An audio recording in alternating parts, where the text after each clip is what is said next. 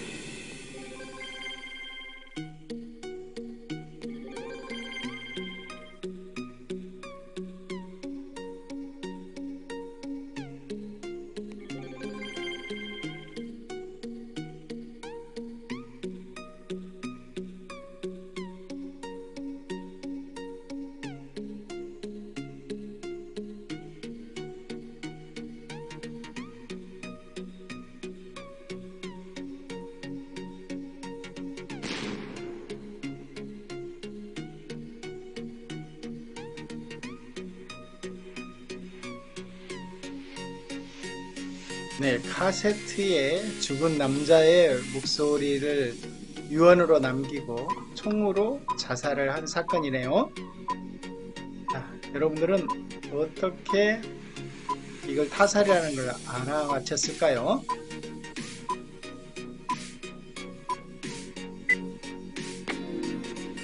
네, 죽은 남자가 녹음을 하면서 총을 쏴 스스로 자살했다면 말이 처음 시작되는 카세트를 되감아 놓을 수 없다.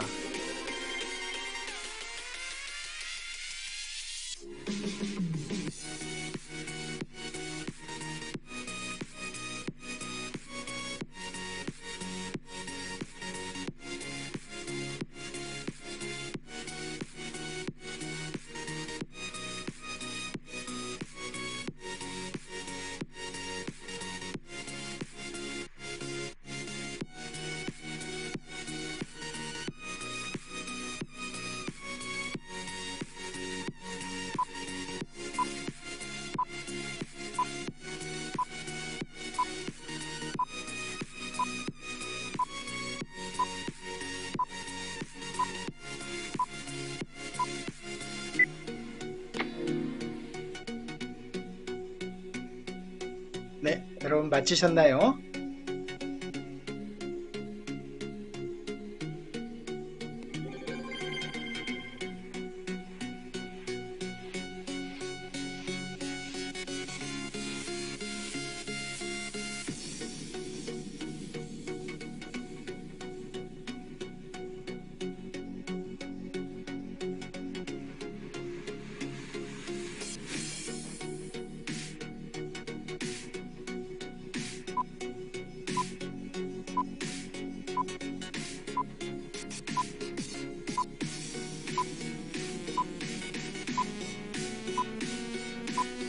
네, 여러분도 한번 맞춰보십시오.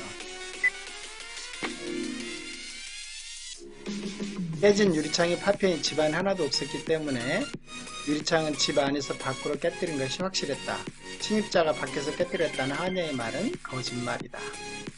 자, 이제 사건 현장 두 번째, 세 번째네요.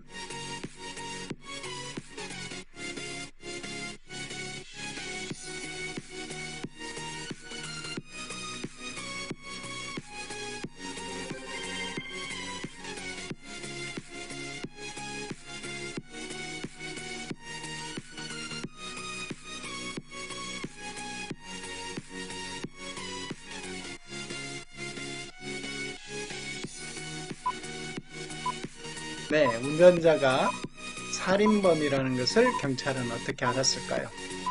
자, 여러분들 한번 생각해 보시는 바. 네, 좋습니다. 네, 운전자는 경찰들에게 사건 현장이 어딘지 물어보지도 않고 현장에 도착했기 때문에 운전자가 살인 현장을 알고 있었다라고 생각하고 체포한 거죠.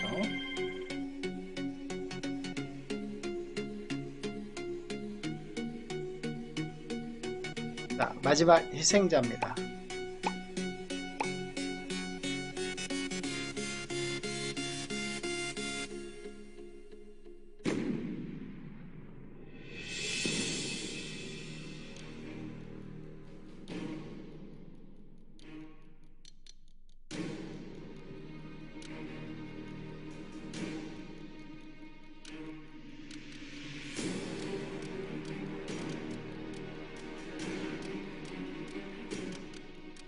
경찰은 관리인이 자살한 게 아니고 살해당했다고 확신했다. 경찰은 타살이라는 것을 어떻게 알았을까요?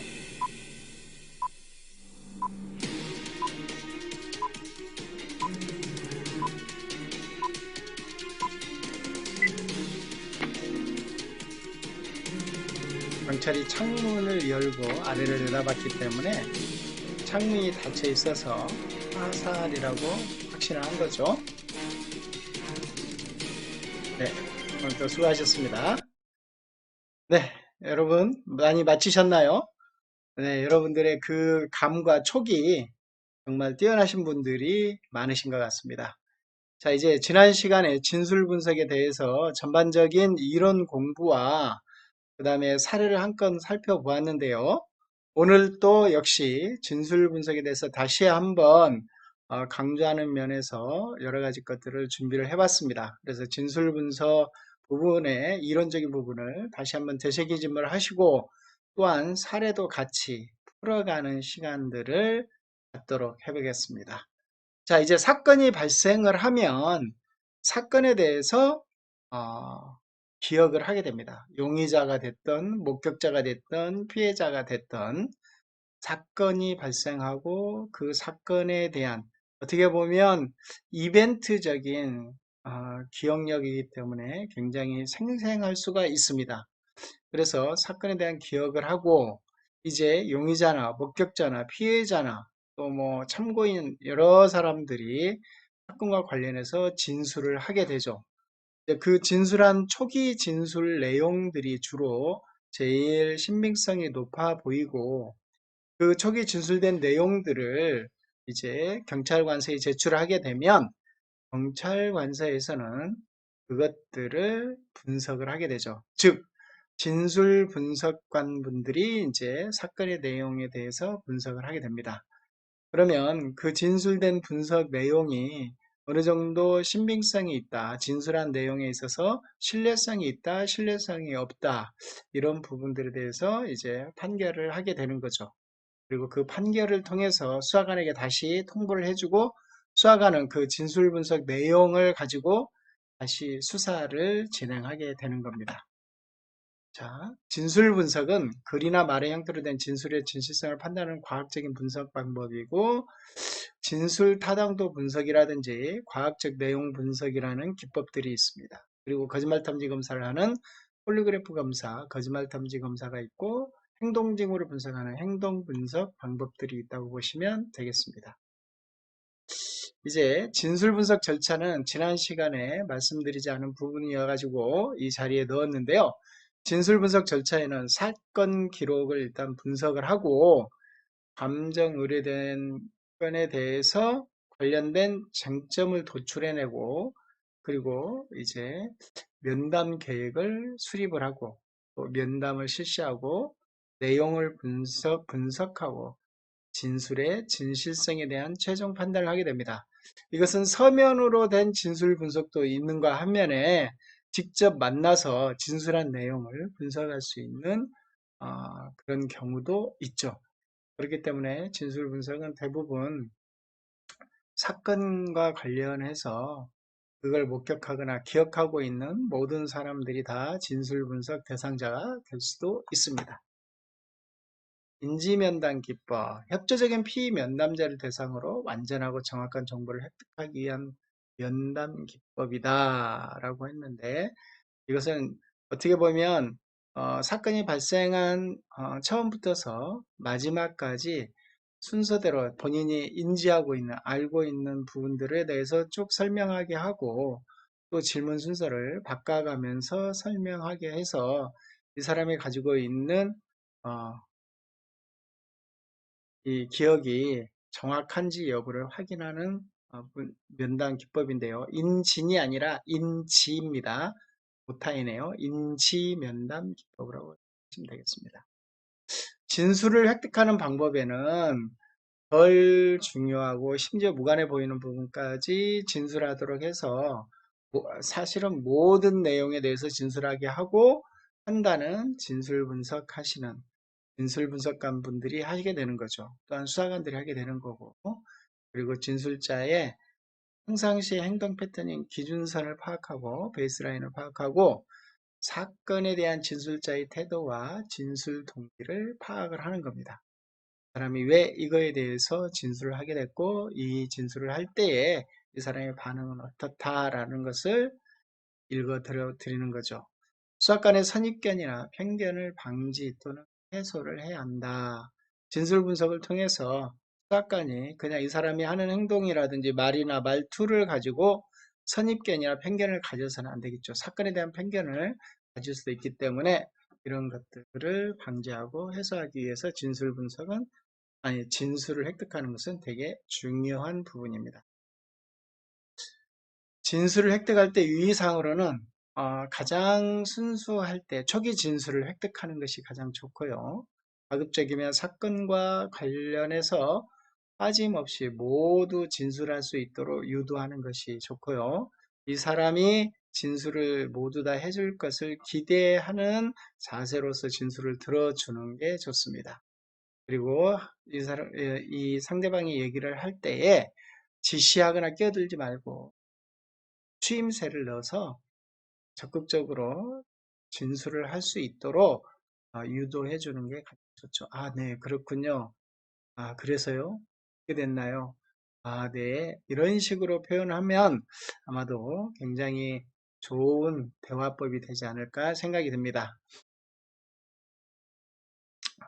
그리고 말을 할 때에 끼어들지 말라고 했으니까 진술하는 사람이 거의 대부분이 얘기할 수 있도록 들어주는 것이 중요하고 또 이 본인이 진술한 내용에 있어서 진술한 내용이 수사에 활용될 것이고 또 진술한 부분이 사실인지 아닌지를 평가할 것입니다. 라는 내용을 설명해 주는 것이 좋다라는 내용입니다. 자, 진술 분석의 종류는 스캔 기법, SVA 기법, CBCA 기법, RN 기법 이런 기법들이 있는데요. 지난 시간에 스캔 기법에 대해서 여러분들이 보셨습니다.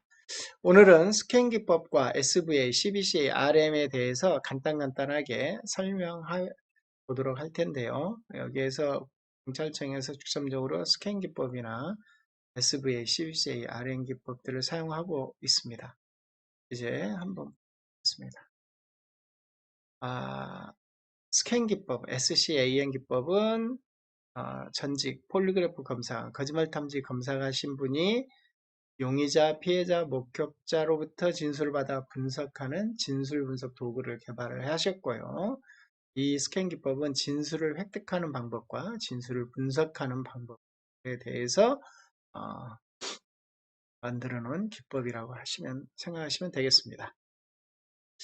과학적 내용 분석의 기본 과정은 사람을 면담하고 용의자의 저항을 극복하고 더 많은 진술을 하도록 신문을 하고 또 자유스럽게 진술하도록 이끌어주는 것이 중요하다고 하겠습니다.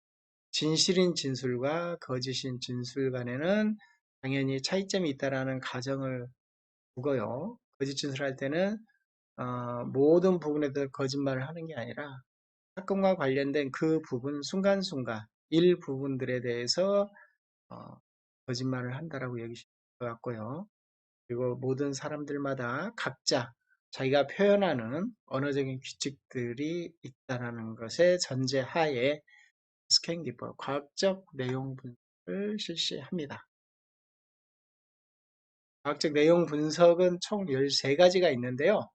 보면 언어의 변화, 진술의 정서 표현의 위치, 대명사의 부적절한 사용, 사건 관련 확신 또는 기억의 부족, 또 사건과 관련해서 혐의를 부인하지 않거나 진술 흐름에서 벗어난 정보를 얘기한다든지 사회적으로 소개하는 부분, 자발적으로 수정하는 부분, 또한 진술의 구조, 시제의 변화, 시간, 중요하지 않은 정보를 부각시킨다든지 불필요한 연결이나 생각된 정보를 제공한다든지 이런 부분들에 대해서 과학적 내용 분석을 하고 있습니다. 나중에 이건 지난 시간에도 한번 얘기를 했었고 이따가도 한번 더 내용을 언급해 보도록 하겠습니다. SVA, 진술 타당성 평가입니다. 이것은 사건 서류를 분석하고 진술 근원에 대한 가설을 도출하고 가설 검증을 위한 평가 방법과 전략을 수립하고 또한 진술자를 면담하고 확보된 진술의 진실성을 평가하며 진술의 일관성을 분석을 합니다. 또한 진술의 진실성에 대한 최종 판단을 하게 되는 거죠. 진술 타당성 평가를 보면 증거들어는 심리학적 특징이라든지 면담 특징, 그다음 동기, 수사상의 의문점 여기에 큰 카테고리가 있고요. 증거들을 봤을 때에는 언어와 지식의 부적합성, 두 번째로 정서의 부적합성, 세 번째로 암시 취약성, 네 번째로 암시 유도, 강압적 질문을 사용하고 다섯 번째로 부적절한 면담이라든지 여섯 번째 보고에 의심스러운 동기가 존재하는지 그리고 일곱 번째 처음 폭로 시 의심스러운 점에 존재가 있는지 여덟 번째로 허위로 보고할 압력의 존재가 있는지 부분이 동기고요. 자연의 법칙에 벗어난다든지 다른 진술과 불일치한다든지 다른 증거와 불일치한다든지 이런 부분이 하나의 증거가 되겠습니다. 그래서 1, 2, 3번은 심리학적인 특징이고 언어와 지식의 부적합성, 정서의 부적합성, 암시 취약성은 심리학적 특성이고 암시, 유도, 강압적 질문 사용이나 부적절한 면담 사용은 면담 특징이 되겠습니다. 또한 보고에 의심스러운 동기라든지 처음 폭로 시 의심스러운 점이 존재라는데 허위로 보고할 압력의 존재는 동기에 해당되고 자연의 법칙에 벗어나거나 다른 진술과 불일치하거나 다른 증거와 불일치하는 것 수사상의 의문점을 제공하게 됩니다. 여기에서 보면 1번 언어 지식의 부적합성에서는 아동이 사용한 언어와 지식이 그 또래 나이의 일반적인 수준에 적합한지 여부를 봐야 되고 또 정서의 부적합성에 면담용 정서표현 부적절한지 암시에 취약해 보이는지 이런 부분들을 체크하시면 되겠습니다. 그리고 암시 유도 강압적 질문, 면담자가 부적절한 질문을 사용했는지 또한 면담에 영향을 준 부적절한 점들이 있었는지도 꼭 체크를 해 놓으시는 게 좋고요. 아동이 사건을 신고한 동기가 의심스러운가, 처음 사건을 신고 또는 폭로한 상황이 부자연스러운가, 다른 사람의 암시, 코치, 압력이나 강압에 의해 허위 또는 과장 진술할 가능성이 있는가, 이런 부분들은 상당히 아이들한테 많이 나타나고 있죠. 다른 사람이 코치했거나 압력했거나 암시해서 진술을 오류를 범하도록 진술을 이끌고 있는 부분들도 많이 있습니다. 또 아동에 모사한 사건이 비현실적인 건지 또한 다른 사람의 진술이나 아동의 이전 진술과 불일치하는 것인지 믿을 만한 물리적 증거 또는 다른 확고한 증거와 모순된 진술인지 여부들을 하나씩 체크를 하게 되면 진술 타당성 여부를 확인할 수 있겠습니다. 자, CBCA 증거 기반 내용 분석입니다. 실제 경험을 기반으로 한 진술은 상상에 기초한 진술과 그 내용과 질에 있어서 차이가 당연히 있겠죠. 성폭력 피해 아동을 면담하는 과정에서 귀납적으로 도출된 증거들로 구성된 기법이라고 보시면 되겠습니다. CBCA 증거 기반 내용 분석의 증거들을 보면 크게 일반적 특징, 표현상 특징, 내용상 특징, 내용상 특징, 범죄 요소 이런 부분들이 있네요. 여기에 CBC의 증거에 첫 번째 논리적 일관성, 두 번째 구조화되지 않은 표현, 세 번째 세부 내용의 평부화, 네 번째 맥락상 깊이, 다섯 번째 상호작용, 여섯 번째 대화의 인용, 일곱 번째 사건 중 예기치 않은 일이 발생했다든지, 그 다음에 여덟 번째는 독특한 세부 내용이라든지, 그 다음에 아홉 번째는 부가적인 세부 내용이라든지, 열 번째는 정확하게 보고했으나 이해하지 못한 세부 내용이라든지, 그리고 11번째는 관련된 외적 연합이 있다든지 12번째는 주관적 심리 상태를 묘사하는 부분들 13번째는 가해자의 정신상태에 대한 귀인, 14번째는 자발적인 수정, 15번째는 기억의 부족 시인, 16번째 자기 진술에 대한 의심을 제기하고 17번째 자기 비난을 하고 18번째는 가해자를 용서한다든지 19번째는 범죄 특성에 대한 세부 내용들이 있겠습니다. 네, 좀 전에 말한 증거 기반 내용 분석을 조금 더 간단하게 논리적 일관성, 부다지한 제시, 세부 묘사 양, 맥락성 깊이, 상호작용 지수, 대화의 재현, 사건 또는 H하는 일 발생, 독특한 세부 묘사, 부가적인 세부 묘사, 정확하게 보고하였으나 이해하지 못한 세부 묘사, 관련된 외적 연합, 주관적 심상태, 가해자 정신상태 귀인, 자발적인 수정, 기억의 부족신, 자기 진술의 의심제기, 자기 비난, 가해자 용서, 특징 세부 묘사 부분들을 체크하라는 거죠. RM, 현실 모니터링.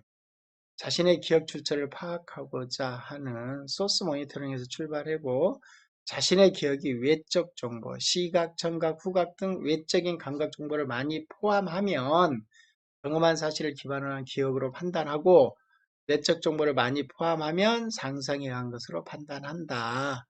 제공되는 외적 자료들이 많이 있다든지 하면 사실일 가능성이 높다라는 거고 소스 모니터링이 타인의 기억 출제에 적용 가능하다는 연구가 있어서 현실 모니터링 출연됐다라는 내용입니다. 한번 볼까요? 현실 모니터링 근거는 명료성, 감각적 정보, 공간적 정보, 시간적 정보, 이야기의 재구성, 정서 표현, 현실성, 인지적 작동 이런 부분들이 있고요. 체크할 만에는 명료성에는 사건에 관한 기억을 얼마나 분명하고 생생하게 말하는가를 측정하고요. 감각적 정보는 청각, 냄새, 맛, 신체적 감각, 시간적 묘사와 같은 감각적인 경험들을 포함하는 것이고 분명한 표현이 나타났을 때만 해당된다고 보시면 되겠습니다. 공간적 정보는 위치나 사람, 사물의 공간적 정보에 대한 정보를 포함하고 있는가 그 묘사가 얼마나 분명했을 거고 이야기의 재구성은 진술이 전체적으로 일관성과 통일성을 갖추고 있는지를 확인하고 정서에 대한 정보가 포함되어 있는지 이야기가 그럴듯하고 현실적이며 사례에 맞는지 또한 사건 당시에 관련자가 한 추론에 대해 언급을 하거나 자신의 진술에 의심의 여지가 보이는지 여부들을 모니터링하는 것입니다. 자, 순수한 진술은 피의 면담자가 말하는 것이 글이나 기타 기록으로 모두 기록된 것이고 라프 영상을 마친 후 개방형 질문을 사용해서 얻어내면 좋을 거고 말할 때 끼어들지 말고요. 모든 것을 나에게 이야기해 달라라는 처음부터서 현재까지. 자, 거짓 증언은 완벽하게 논리적으로 연결시킨다든지 아주 정확하게 시간적으로 시간적 순서가 정확한다든지 감정과 감각이 특별하게 없다든지 타인의 생각과 감정식으로 얘기를 한다든지 이런 부분들이 거짓의 징후일 가능성이 높다라는 겁니다. 진술 분석의 법적 활용 부분을 보겠습니다. 진술 분석 결과의 법적 증거 능력을 인정하는 나라는 독일, 네덜란드, 스웨덴 등 유럽 국가들에서 현재 인정하고 있고요. 전문가 증언 형태로 법정 증거 능력을 인정하는 나라는 미국이 있겠습니다. 우리나라에서도 대검찰청의 진술분석관들이 있는데요. 이분들이 진술분석 결과 보고서를 제출하고 법정 증언을 현재 나가고 있습니다. 사람의 나이, 성별, 성격, 문화적 배경과 개인적 경험 등이 판례에 대한 내용입니다. 이러한 반응의 차이를 야기하는 원인이 될 수 있겠지만 이러한 요소들이 동일하다고 하여 반드시 동일한 반응을 보인다고 말할 수 없는 것이 경험을 통하여 축적한 지식이다.